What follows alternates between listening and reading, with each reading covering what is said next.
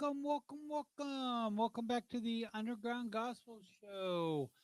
Thanks for tuning in. My name is Knight, and I'm recording this right now at the out right outside of Nashville. And I don't think I'm here right now. When you're watching this, by the time you see this, I'm probably going to be in Los Angeles. So, welcome to all the people in LA who are watching this, who I've told about the Underground Gospel Show. And for those of you who've been tuning in faithfully for now 123 shows, thank you so much. I can't believe I've done this 123 times, but obviously I have. So there you go. Once again, let me pull up my housekeeping tips like I do every time. And thank you for tuning in. It's a safe place to hang out. There is no swearing, there is no trolling. If you like what you hear, remember to subscribe because I do need subscription and people to subscribe. So please do that.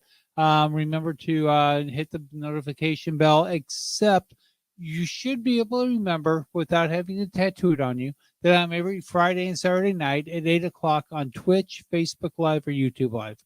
We're only on Twitch for that night, for the half an hour that we're on. We're on Facebook Live for about 2 weeks, and then we're on YouTube forever. So at this point, we're on YouTube until they decide to start cleaning out the archives. We're going to be on there as an evergreen show forever. So you can look back 123 shows ago and go, man, 123 weeks. That's amazing. But anyway, so if you like what I'm doing, you can go to my website, and I do this every single show, where I have to come over here and actually hit the tip, tell you where the show is. So here you can go to nightmusic.com, and on nightmusic.com, there is a little tip code, so you can hold your phone, hover your phone over the tip code. You can go to PayPal and type in my email address, which is guitarforjesus@musician.org. That's also on the website. You'll find that there. Once again, the coolest the email address ever in the history of email addresses. If you're a Christian, of course. If you're not, you probably hate it. But anyway, I love it. Guitar for Jesus. That's what I am. And then you'll see you can get my contact email, which I just gave you, live show information if we do any, how to support me monthly for about the cup of coffee. You can get garments and lyrics and all that fun stuff that's on there. I don't sing, so that guy can speak directly to your heart. And the sponsorship opportunities. There's if you do need to, if you want to sponsor us, we would love that. Thank you again for Shure. Thank you, Breed Love. Thank you, Diodario Strings.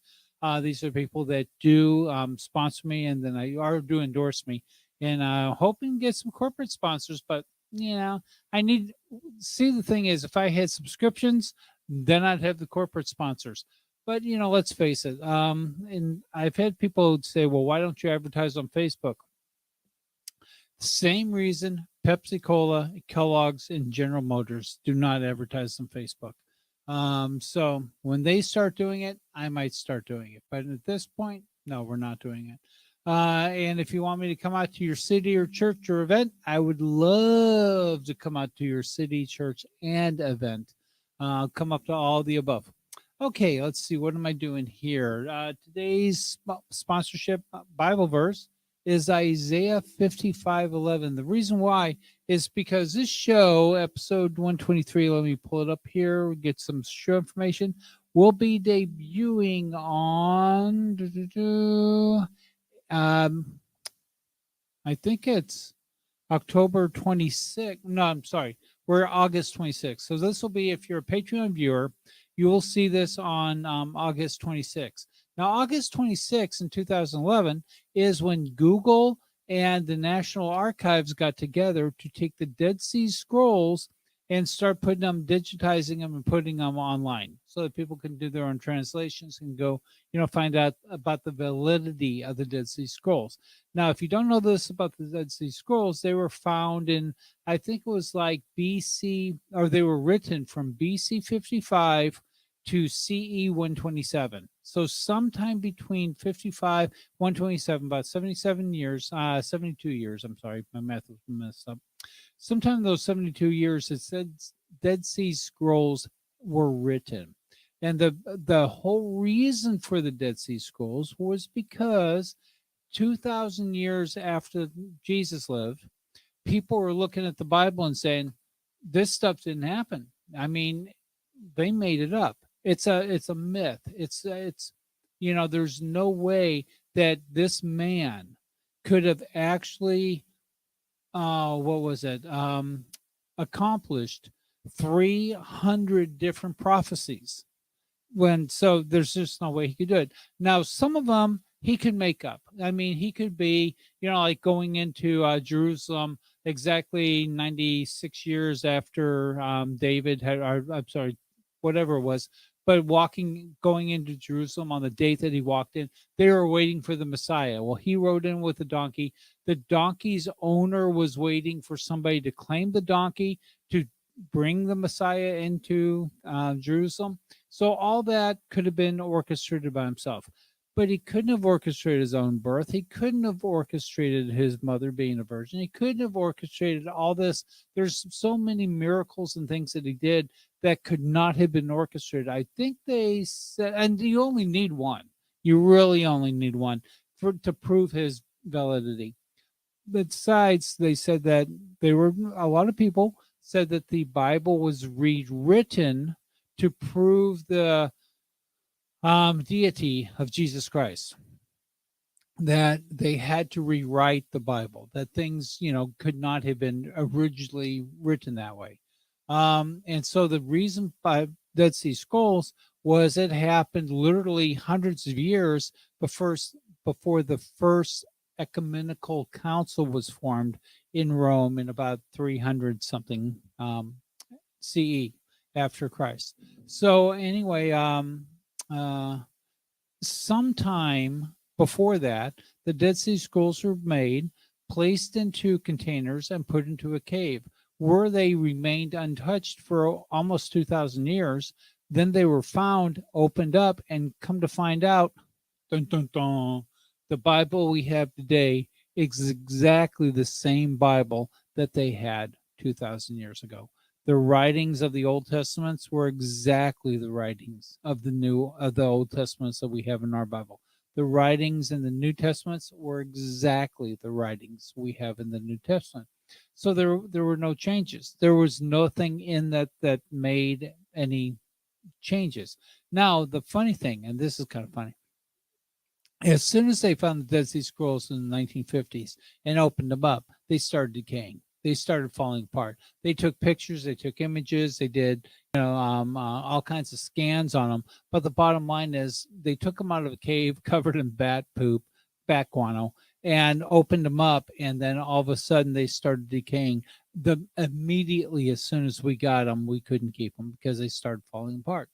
But we were able to digitize the images and analyze the images. And then on this date, October 26th, in 2011, Google decided to start an archive for the Dead Sea Scrolls primarily. So that's, this date in history. And so I wanted to talk about the history because it went back thousands of years. And the funny thing is that it didn't change. I mean, it proved, if anything, it proved the validity of what we have today as being what we had back then. So anyway, just wanted to give that to you. Let me go here on StreamYard because I haven't been here in a while and make sure that my scroll's working, that my pictures are working, and Isaiah 55:11. And when I wanted to read this verse is because 55:11 says, "So the words that come out of my mouth will not come back empty-handed. They'll do the work that I sent them to do, and they'll complete the assignment I gave them." In another version, it says that that the word of God will never return void, that it comes back, and it comes back after doing the work. I know. Oh my gosh, what is his name? He's on Shark Tank. Oh, come on. It's not the guy. I've worked with Damien or Damon Johns before. There's a picture of him on the website. But oh my gosh, Kevin McCarthy. Kevin McCart. Kevin. So Um, Kevin, no, I forgot what I was going to say about Kevin. Um, my words will not re- return void. There was a point. I lost my point. I should have scripted this out, but I didn't script this one out. But anyway, so darn, there was a point to all that. And what happens is my brain is now searching for the point instead of moving on. But I'm going to move on anyway. So that's what today's show's all about is Isaiah 55:11. You guys can see it right there. And once again, it said God's word is the same. It was written the same 2,000 years ago that we have today. Now, it's funny that people say things like, well, what does a book written 2,000 years ago have to do with people today? We're completely different people. Absolutely not. We're our bodies, we're still operating on a, 50,000 year operating system. I mean, our internals, our brains, our fear systems, our judgment systems, our emotions are still triggered by things like they were 2,000 years ago. I mean, it hasn't changed. And so the technology that we have and the information that we have changed, our looks change. We change the color of our hair, change our style of our clothes, but our absolute base operating system has not changed in millennium. It's been thousands and thousands of years since we've had any changes whatsoever in our base operating system. So that's why we react to things the way that we still do. So, saying that, let's play some music because that's what the oh my gosh, underground gospel show is all about. Okay. Um. Oh goodness, where am I here? Okay. So let's play some songs. What's the first song that I have? Oh, this is a good one. Um.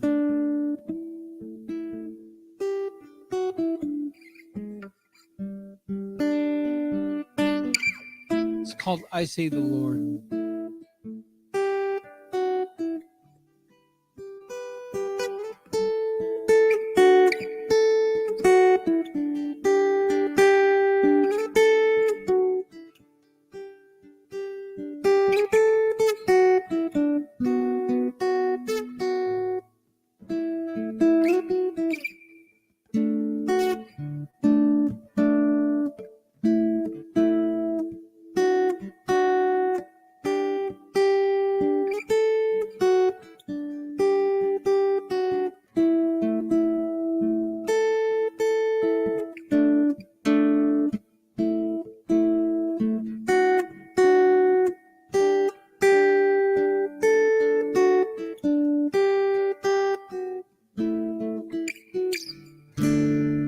I just had to turn this on real quick.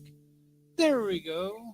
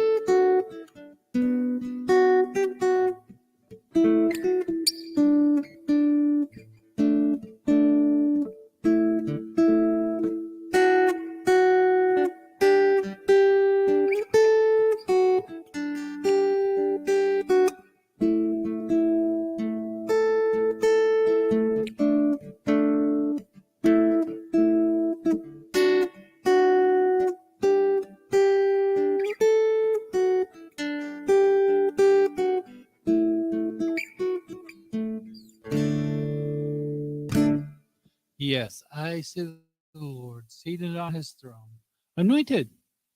That's actually how that goes. What did I just do? I totally just lost my screen. Oh, I hope you're there somewhere. There you are. See if I can put you back up on the. Please go back up there. There you go. Wow, that was scary. Okay, lost you for a second, but you're back. Yay. Let's see. Where am I going? I'm going to look at shows and see what the next song is. Oh, I see.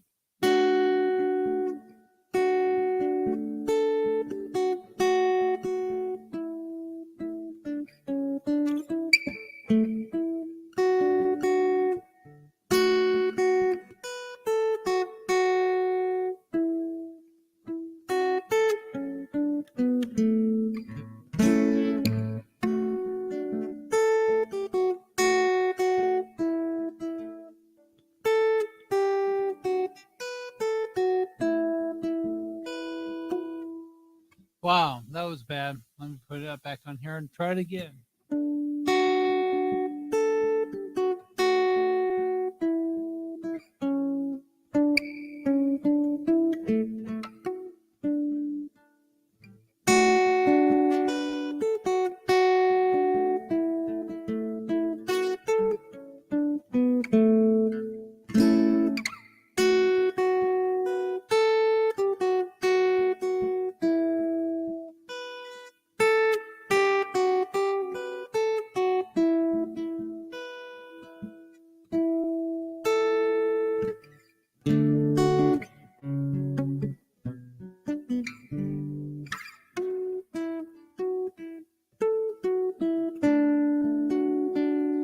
I really do play these things before I start these shows.